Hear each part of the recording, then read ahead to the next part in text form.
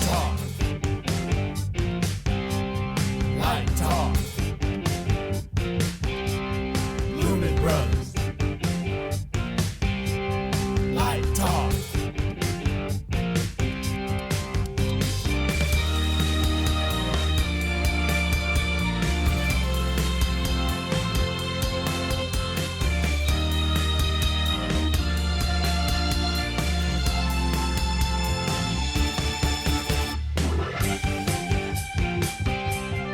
Hey, this is Steve in Dallas, Texas, and today we are discussing turning the lights off, stage manager nightmares, how to use frost and falling behind in your work, all on Light Talk. Hello, this is Brackley from Las Vegas, Nevada. It's Saturday and you are listening to Light Talk. And this is David from the beautiful Belmont Shore neighborhood of Long Beach, California. And if you don't already know, you are listening to Light Talk and we are the Lumen Brothers. So, welcome to episode 134. Boy, are we excited about 134 because we have our friend Brackley back with us. Thanks for filling in for Stan again, Brackley. No worries, enjoying it so far. You know, we had such a huge response to Brackley being on. We had probably one of the most downloads of a Saturday in history, at least it's history of Light Talk. Brackley brings the magic. I mean, when I'm in Las Vegas, I take him to the tables with me. He's got the touch. Yeah. He brings the magic. So listen, Steve has something to talk about right at the top of the show. He saw some cool new equipment. So why don't you tell us about it, Steve? Well, Brad Schuler was in town with the Martin Roadshow. And if you don't know, that's a product demo that's traveling around the country. He rents a theater or a sound stage. They set a bunch of lights up in there, and you spend all day, and you go through all the products, and everybody has a pretty good time. He showed me the Atomic Dot, and that's an amazing little device. It's about the size of a Par 38. It's a high-powered light, about 5,700 degrees Kelvin. It has a beam angle of 11. It's got a field angle of 22. It's got a strobe right in the middle, and around that strobe is an array of RGB LEDs. You have 16 in there, so you have this kind of eye candy, and you've got this really bright strobe that can either be constant or do what a strobe does and strobe. The kind of neat thing about them is you can use them like Legos. So you can build walls, ceilings, you can build curves. They're pretty neat. The rock band Strained is on the road right now, and they have 220 in the air. So not a bad little light. Brackley, you were saying you saw the video demo of it. Yeah, I went on the Martin website and they have a wonderful video of how it all works, and it looks pretty amazing. The connectivity is really quick and the daisy chain is really easy to do, so it looks like a great product. I'm going to probably have that in my moving light lab that I do every spring here at UNLV. So this is for eye candy, basically? Either or. Like what uses do you see it being used as? Well, I think you could take, let's say, an audience blinder. So instead of putting a 9 light out there, you could clip 9 of these together, and you could have eye candy in the air, and you could have that really bright constant light or strobe in the middle of it. If you put a diffuser in it, then the LEDs clearly become diffused. And what's kind of nice is they look almost like a swirling tornado or water or kaleidoscope. So it's a pretty neat little effect. Mm-hmm. What do you think, Brackley? How would you use them? Yes, I think similar for either eye blinders or eye candy. It was really the video shows a lot of different uses for that. So I think it'd be great. I'd like to be able to experiment with them. So let's check them out at LDI in a few weeks. How far away is LDI? It's like 3 weeks, 4 weeks away? Yeah, what is it? November 21st. 21 days away. Oh, my God. I can't believe time is flying. You know, once it's Halloween, all of a sudden it's LDI and Christmas. Right. That's true. So, hey, let's get started with the show. Steve has our first listener question. Yeah, I have a question from Jean in France. And Jean writes, is it better to leave a console on or turn it off every night? I don't know. I mean, if we go back to the dark days when everybody had a stereo in their home and a turntable and a tube amp, people used to leave that stuff on all the time because they would argue that it was bad. The surge when you turn something on or off is when you have damage to your equipment. So when you're in the theater and you turn a Fresnel or Alico on, generally that lamp is going to blow when you turn it on.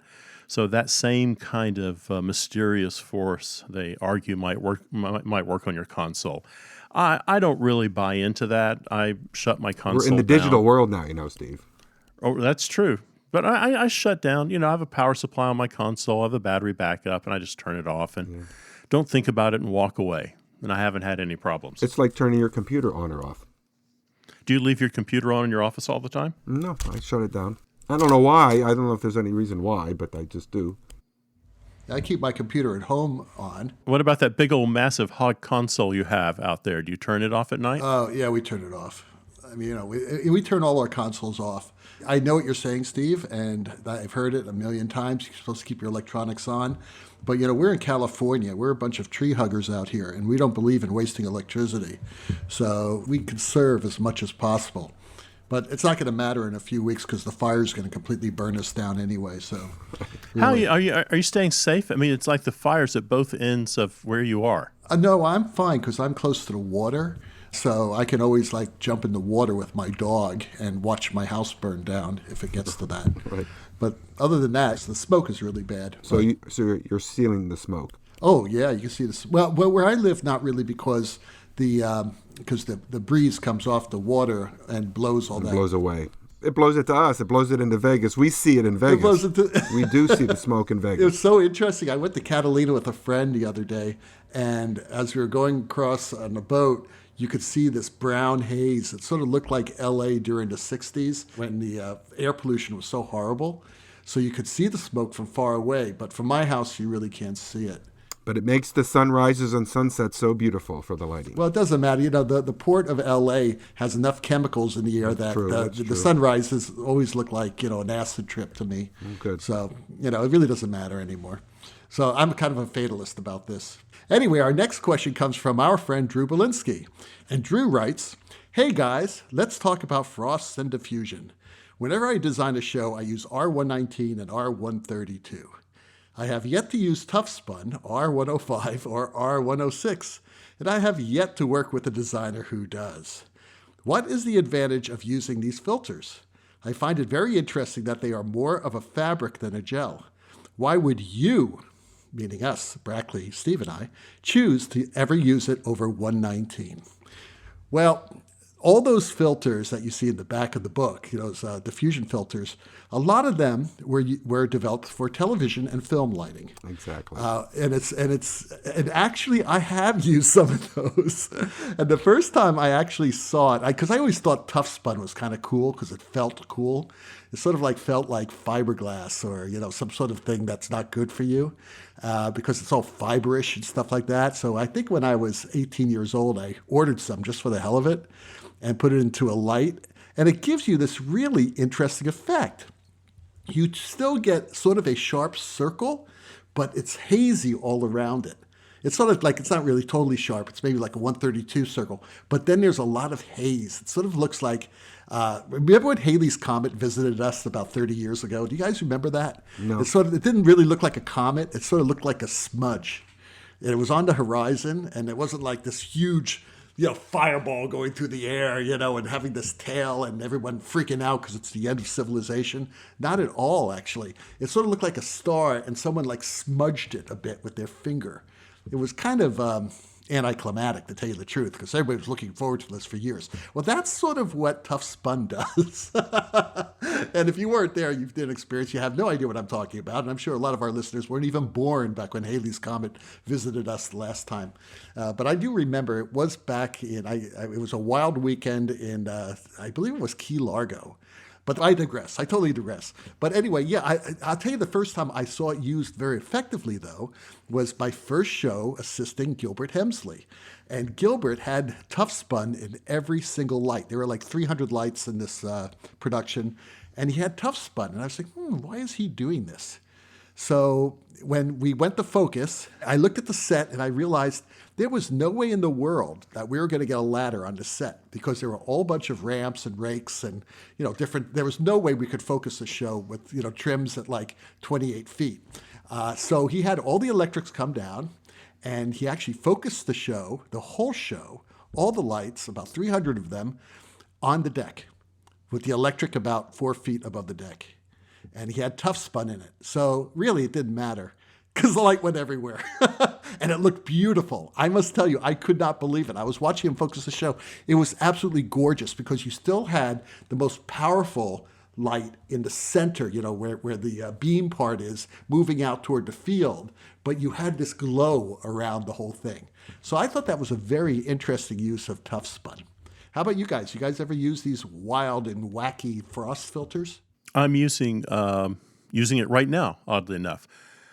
I'm doing a new play called the Thanksgiving Play, which takes place in a high school classroom rehearsal. I'm working in a theater that has a 12-foot high ceiling. The set is 40 feet wide and about 20 feet deep.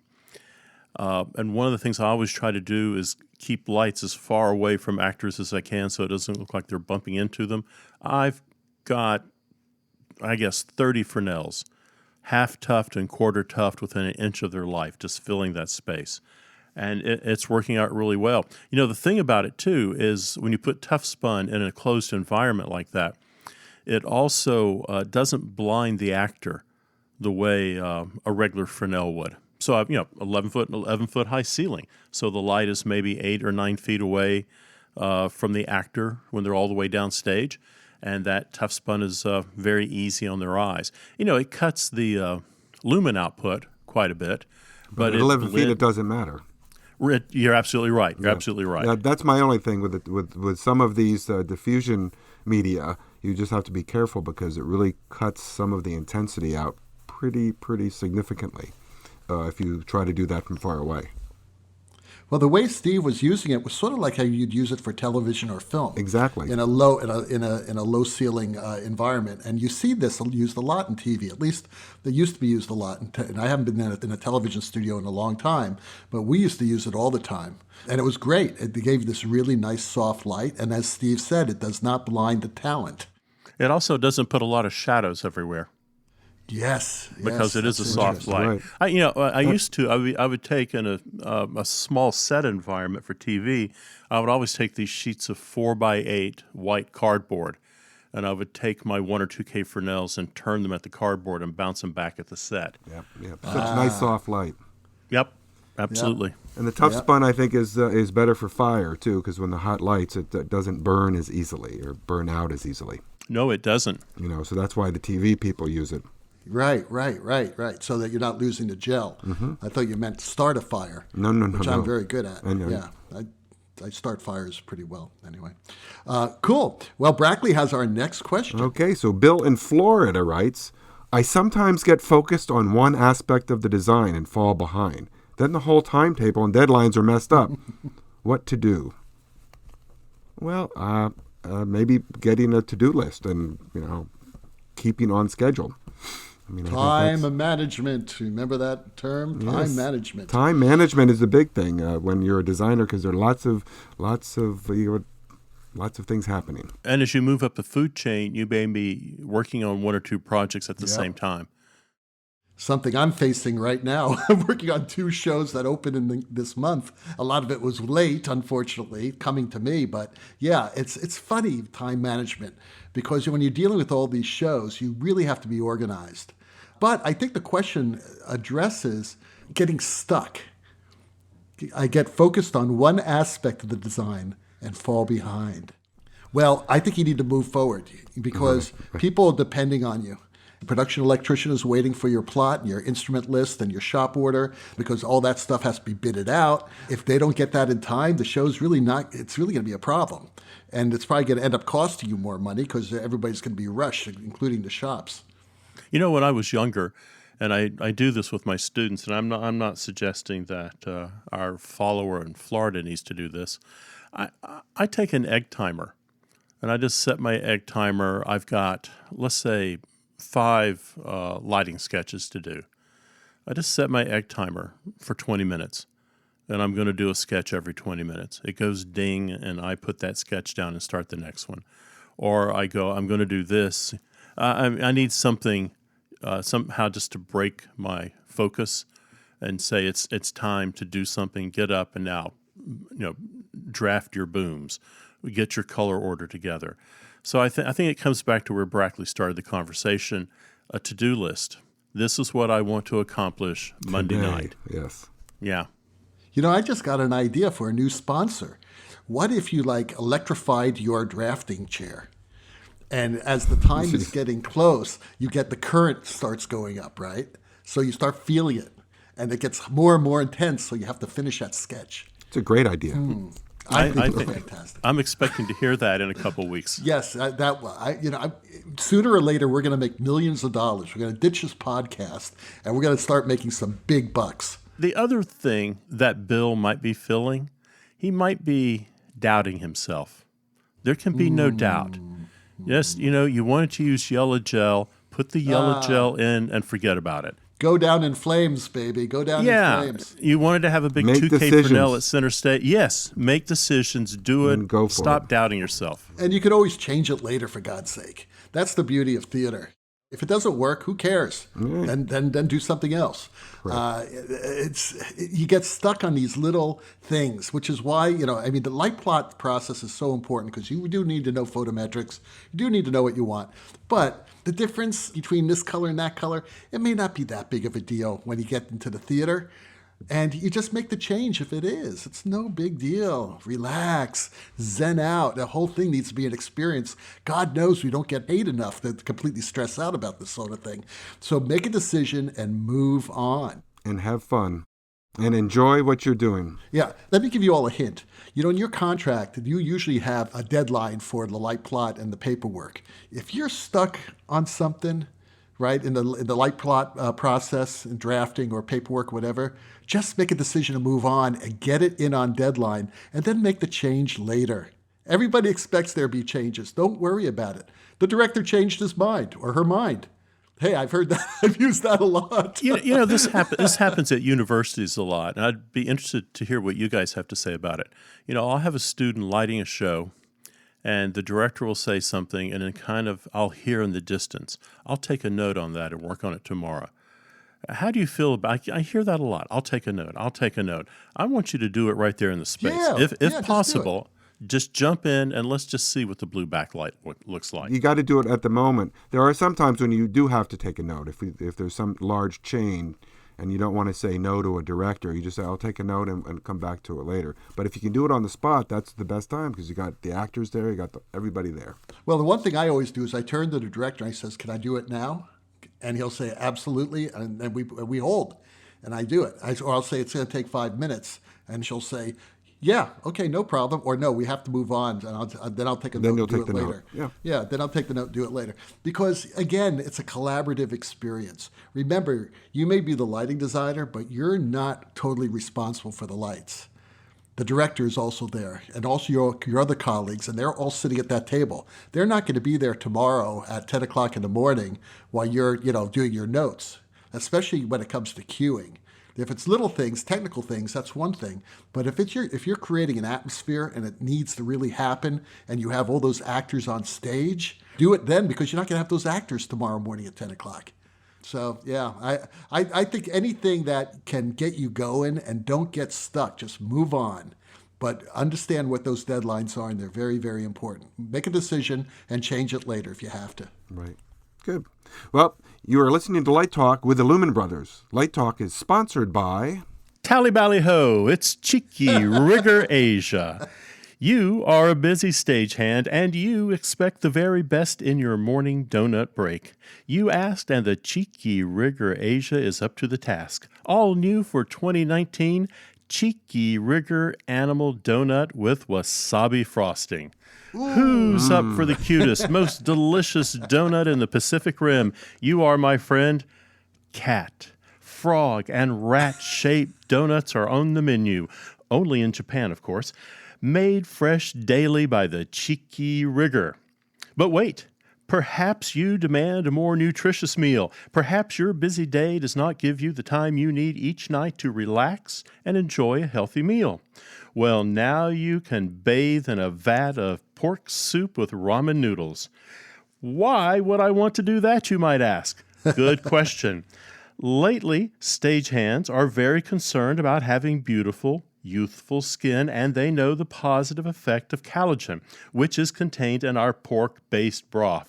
This holiday, visit the Cheeky Rigger Asia public baths. Now the whole crew can have fun and take advantage of a relaxing hot tub experience and enjoy a tasty bowl of hot tub noodles. Have a spoonful with a friend today. Swimwear optional. Of course, we would not be the Cheeky Rigger Asia if we didn't listen to you when it comes to your sweet tooth. And what is better than a big dish of ice cream? Cheeky Rigger Asia is proud to introduce horse ice cream. Technically, there is no good reason why we shouldn't all be eating horse. Looking at it objectively, there is no difference at all between Bessie and My Little Pony. We've just become more attached to one species over the other. That being said, putting horse into ice cream does feel wrong until you give it a lick. Horse ice cream, give it a try today and you'll never say no to a bowl again. Cheeky Rigger Asia, the future is now, folks. All right. Have you ever eaten horse? I have, because I do shows in Sardinia, and horse is a very, very popular meat. And let me tell you, it tastes like crap. It's terrible. It's like absolutely chicken? awful. No, not even. No, it tastes like. What part of the horse did you have? I think I had the horse's ass, to tell you the truth, because that's what it tasted like. It tasted like ass, and it was not good. And every day there was horse on the menu, and it was like, please give me some beef. Where's the beef? I just have to be honest about this. These 3 items are available in Japan. Oh. There is a bathhouse you can go to that you can sit in a bowl of pork soup with ramen noodles floating around you. There is horse ice cream that has little bits of barbecued horse in your ice cream, and you can get a rat donut with wasabi. Oh, my God. And now, back to Light Talk. Well, the sound of those ducks in the background tells us that once again it's time for one of our favorite segments, Let's Talk About. And today, we're going to talk about the vertical toning strip. That's right, the VTS is back. Now, the reason why we're talking about this today is because a few weeks ago, I saw this amazing production of Little Shop of Horrors at the Pasadena Playhouse. And that show was beautifully designed by a friend of mine named Josh Epstein. A lot of you know Josh. He's actually a really good designer and up and coming, and he's going to be pretty big. I'm telling you, the guy is great. He's very well known here in LA. He's done a lot of shows, and he's very, very creative and with a beautiful sense of color and a really nice guy, by the way. Just as a little side note, along with his wife, Beth Johnson, they developed this really cool software program called QList. It's basically an interactive program that is wonderful for stage managers and lighting designers. So I highly recommend check out QList. I'm giving Josh a plug here. But let's talk about the show, because the shop itself, I mean, the set was beautiful, but the ceiling would fly in, and would fly in very low to about maybe 10 feet. And the only way he could get light in there was with VTSs, with side light. And he used the GLP Impression X4 bars, which are one of my favorite lighting fixtures. And he had them as vertical toning strips. He had about 4 lanes of them. And I don't know if you guys know about this, but the GLP 20 not only will pivot, or if it's run horizontally, it tilts up and down, but because they're vertically, they would pan left and right. But it also has a great zoom. So you can zoom it out to almost 50 degrees, or like zoom it in to like, I don't know, something like 8 degrees or 9 degrees. So you get these great lanes of light. But, you know, I've been using VTSs for a long time. And for many years, I used, obviously, when I first saw Gilbert use them, he used the Par 64 strips. They were kind of, you know, big, and you only had 3 colors, but they were very powerful. But when the MR16 strip lights came out, I used them as VTSs too. So I don't know, do you guys see the resurgence of the VTSs now that we have these great LED strip lights? Well, I certainly use Par 64 strip lights in Mexico City, and when I'm doing the ballet there, and the response I've gotten from the dancers is that they're surrounded by light. So they love them. Stagehands don't bat an eye. They just stick them up and say, crazy American with his Par 64 strip lights. I've used them some in the States. I've gone to the MR16s on ballet, and I get a lot of pushback from the American companies going, "What? This is ridiculous. This is garbage." Why did they say that? Yeah, why? I think it's because they've never seen them in use. It's Too much light in their eyes as they're going off stage? No, it's the stagehands, not the dancers. Oh, geez. I've never had a dancer complain about anything. They're just so darn grateful they're being lit. Right. That's why I love dancers. It's the stagehands. It's the electricians going, "Oh, what is this?" I think sometimes maybe it's so old-fashioned that it's just now about to have a rebirth and become the new great hip thing. I love this light you're talking about from German lighting products. I can't wait to see it. Yes. Oh, yeah. No, it's been out for several years now, and actually there's a brand new version of it. But what's so great about it is that it's really lightweight. I believe it's only 1 meter long, but the quality that you get, the diffuse quality, is absolutely stunning. And a matter of fact, what he did, there's a lot of puppetry, obviously, in Little Shop of Horrors, but they had live puppet masters on stage that had extensions for the puppets, and the puppet masters were like in 3, and the puppets were in 2, and he was able to zoom the lights in so much that the puppet masters completely disappeared. I mean, that's how incredible it was. That's great. The puppets were beautifully lit, right? But the puppet masters were gone because it was like this really sharp lane of light. Plus, just the quality of the color was just amazing. So I'm going to steal this from Josh. And I'm going to steal it from you. And I'll steal it from because both it's of you. great when you have a ceiling. I mean, imagine if you have a full ceiling overhead. You know, he just had maybe some front light from front of house and from a front of house truss, a high truss over the pit, and these side lights. And it was just beautifully designed. Very clever. Very, very clever. So I think the VTS is back. I think it sort of never went away, but now with the new technology of these LED strip lights, Makes it even better. A lot. It makes it even better. And now imagine this also. If you have these LED strip lights vertically, you can actually pixel map the cells. So you can have the bottom of this lane of light in a dark blue and slowly gradate it into almost a clear blue when it's right at the center. So if you have any smoke in the air, you're just going to see the shaft of light with the dark blue at the bottom going up to clear, and then maybe the dark blue again. It's just like amazing what you could do with this stuff. Do you see that a lot in Vegas, Brackley? In some of the shows, yes, but I've not seen it all that much, so I'm going to have to go and look for it now. Cool. Yeah. Well, Brackley has our very last question of the day. Okay, the question is, what was your worst experience with a stage manager? And how did you deal with it? First of all, I have to preface by saying that I think the stage manager is the lighting designer's best friend. And you have to always, no matter what, have to be in good stead with the stage manager because they could either make or break your show. Absolutely. And a rule that I learned when I was a student and still do to this day is that at the end of every rehearsal, when you all go out for drinks, you invite the stage management team. Always. Yes. And good directors do this and good designers do this because, as Brackley said, they need to be your best friend because they could either make your show or break the show.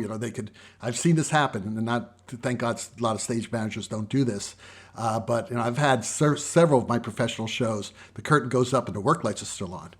And let me tell you something, that kind of irks a lighting designer when that happens. Mm-hmm. The little things like that are missed. Props are not placed correctly because they weren't checked. But again, working cues. The cues. If they don't, a stage manager has to have a good sense of music. Mm-hmm. Yeah, and they have a good sense of rhythm, so they know exactly how to call that cue. They have to be sensitive enough to know that there's going to be a delay from the time they say go to the time that the programmer or the light board operator's finger hits that button. And great stage managers, and thank God I do work with great stage managers, this comes second nature to them. You're bringing up bad memories. Everything you say is true. I worked on a show a few years ago at an equity house. And it was a nightmare, and I realized how great my programmer was, and she was unflappable. Our equity stage manager refused to take any visual light cues. No visual cue would be accepted. Like call the cue when she's dead center stage and about to sing, or call the cue as they cross to the window. But where's the line? Where's the line? I have to call it on a line. Yes, everything had to be called on a line. And I swear I'm not making this up. We had to go back and put delays on every cue. So she would call it on a line, and there would be a 7-second delay or a 15-second delay until the cue energized. And that would cover the time it took for the actor to walk across the stage. And, as we went through the tech process, the actors got more confident in how they moved. They sped things up, they slowed things down. My programmer never complained. I said, let's change that from a 3 to a 4. No problem. Click, click, click. It was a damn nightmare of programming this whole show with nothing but delays in it. Well, I would say 25% were on delays. Everything else, there was a clean line to call it on, and we could do it. But about 25%, we had to build delays into the show.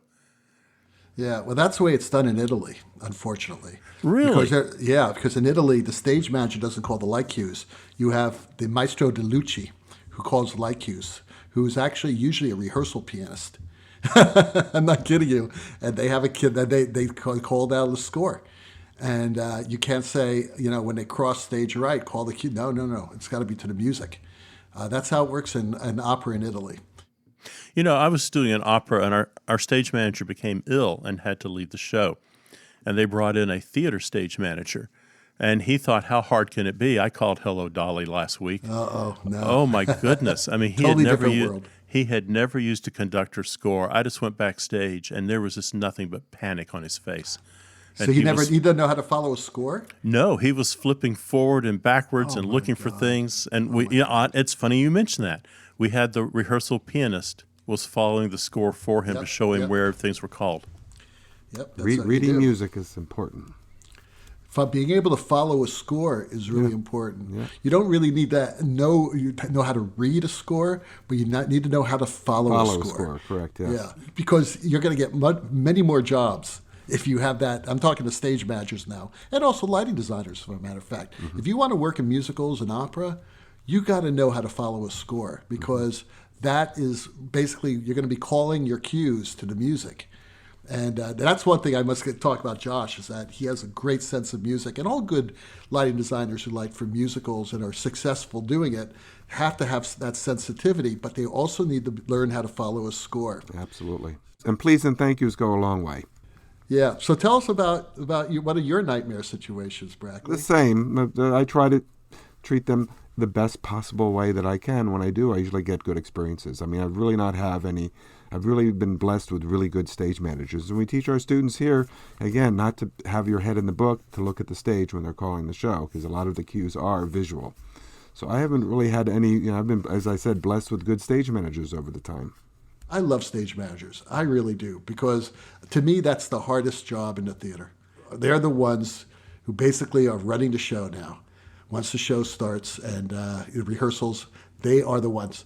And I've seen some amazing things that stage managers have done. Matter of fact, I've stage managed a show once when I was a student, and there was a fire on stage, and I had to deal with a fire on stage on opening night.